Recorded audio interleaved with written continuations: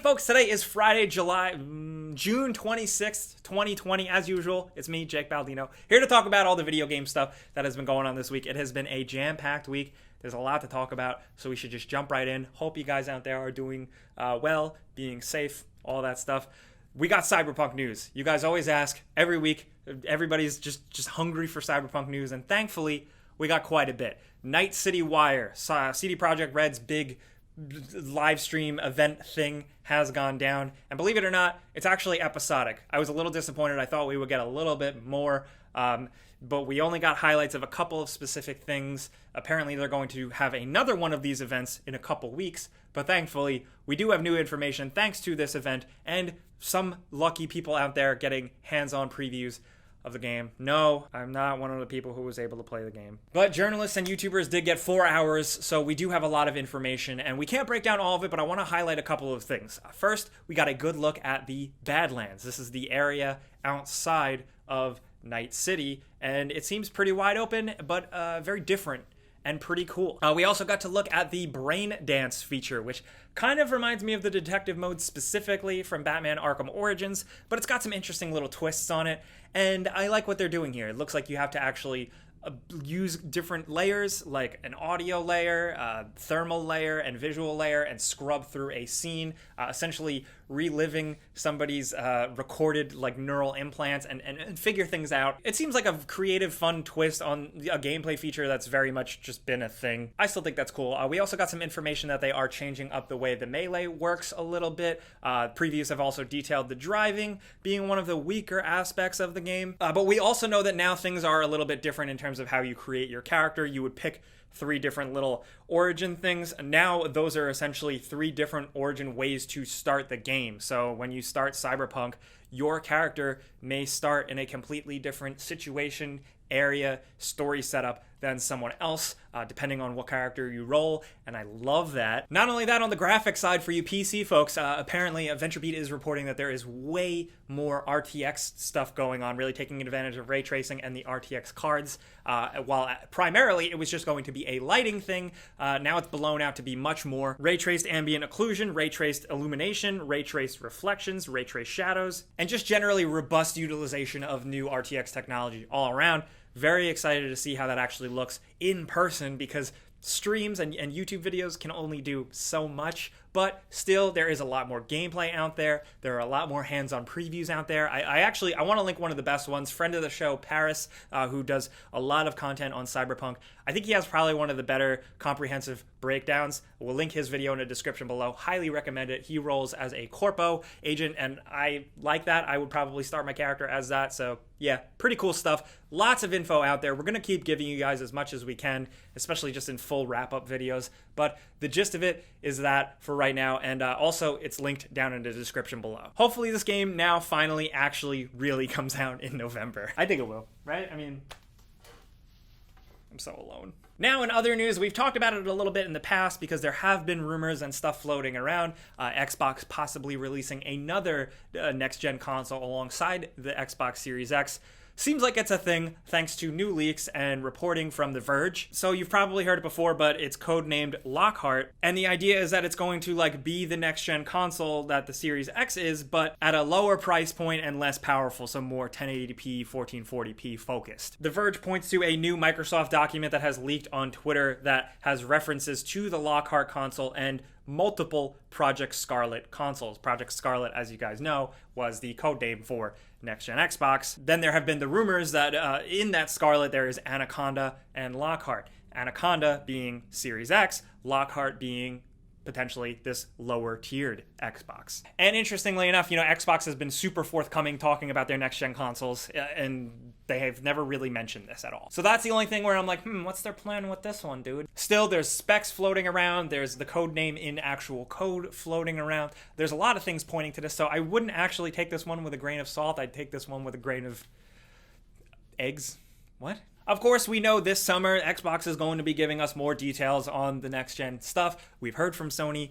Microsoft's going to say some more soon, I'm sure, so keep your eyes peeled. We'll probably hear something actually legit and official about this soon. But since we are talking about Microsoft, the other big bit of news this week is that Mixer is going to no longer be a thing. They have announced that they are shutting their doors in July, and all streamers there that are partnered have the option to move over and be absorbed by Facebook Gaming, with all of their contracts being as intact as possible. It's a bummer for a lot of people, a lot of smaller streamers who have put their faith and their chips in Mixer, hoping to build that up and come up with that community, for it to unfortunately not go anywhere. Mixer has tried, of course, they've spent a ton of money hiring the big guys, but unfortunately it's always been behind Twitch, YouTube, and Facebook Gaming. I believe in that order off the top of my head. It's always been the fourth string, so they're calling it quits. Not to mention some of the big guys like Ninja were able to literally walk away with those massive, massive payouts.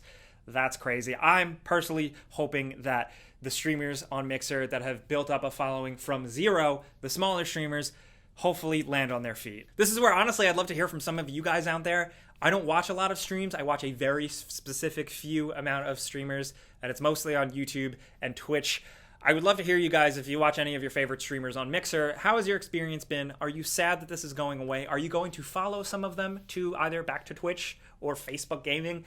Let's talk. Next up, this episode is brought to you by Vesey. Now, some of you guys might know out there I'm a bit of a shoe snob, but Vesey footwear really impressed me. Vesey is perfect for people who want a straightforward, dependable shoe that is actually legit. These things look and feel fantastic. Not only do they look cool and come in a variety of different styles and colors, they're actually waterproof while being a knit shoe. These kicks are incredibly breathable, yet waterproof at the same time. It sounds crazy, but it actually works. It's this new Dymatex dual climate knit material, and it's great for all seasons. Okay, check mine out. They're grippy, they're super stretchy and easy to put on, throw on if you gotta run outside or something. Very easy to use, but most importantly, they're actually comfortable, dude. Easy and comfortable, that's the biggest thing. If you wanna check them out and get $40 off your order, go to veseyfootwear.com/gameranx. And thanks again to Vesey for sponsoring this video. Thanks for that. Now, just a follow-up from last week, we talked about it, we said it was going to be announced, and it was.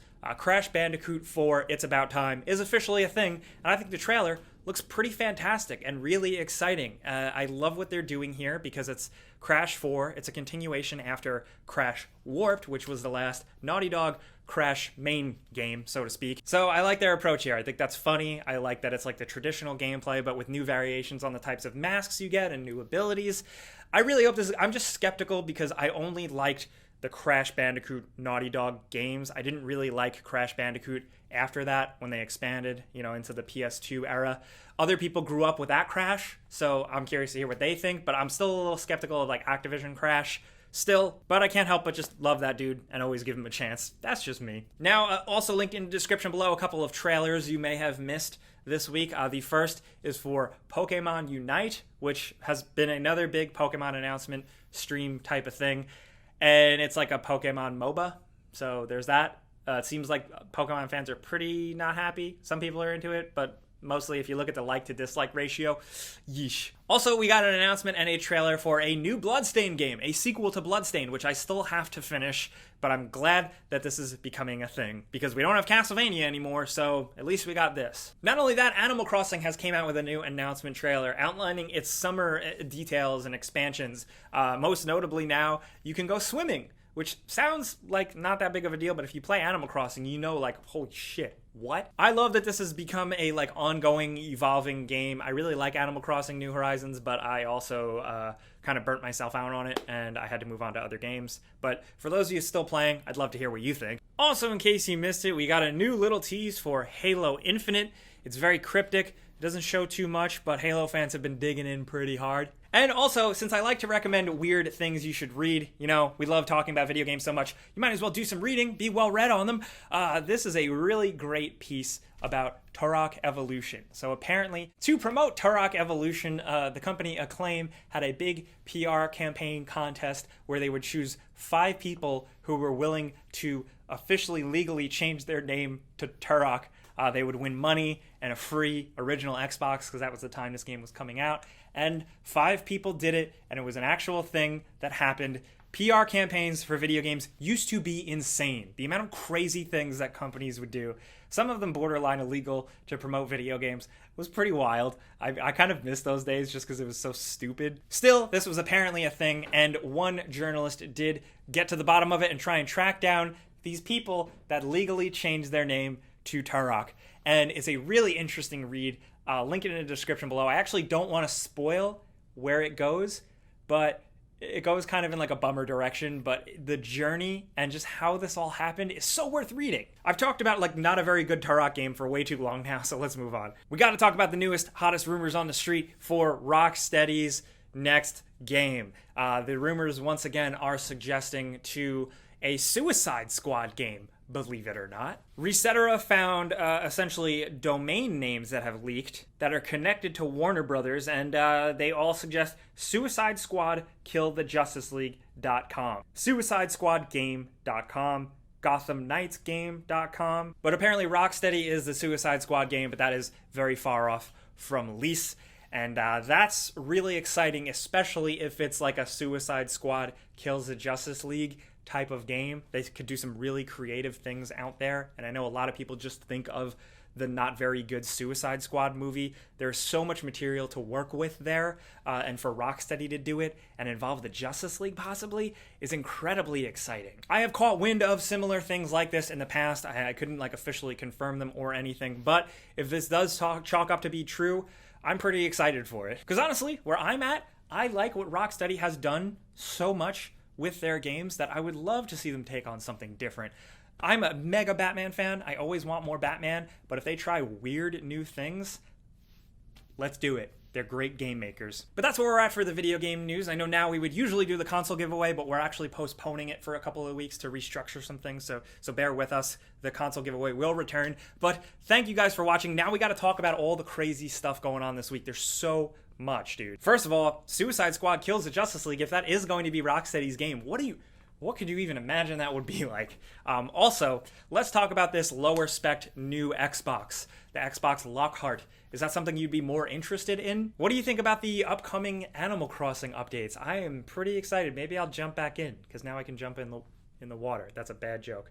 Oh boy.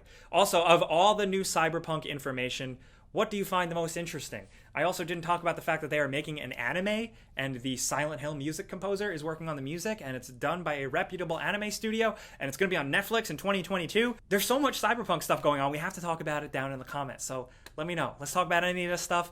Things do get crazy in the comments. We'll be down there as much as possible, but if you want to yell at me directly, find me on Twitter and Instagram at Jake Baldino, as usual. But thank you guys for coming around every Friday as we do these things. We hope that the summer of gaming has been exciting for you guys. It's been hard to keep up with all the news, but we try and condense it as much as possible here for you. So thanks for being along for the ride. Be safe out there. I'll see you guys next week. You know, clicking the like button does help us out. We really do appreciate it, especially if you really like this show. But thanks for watching. See you guys next week. Pizza's on me.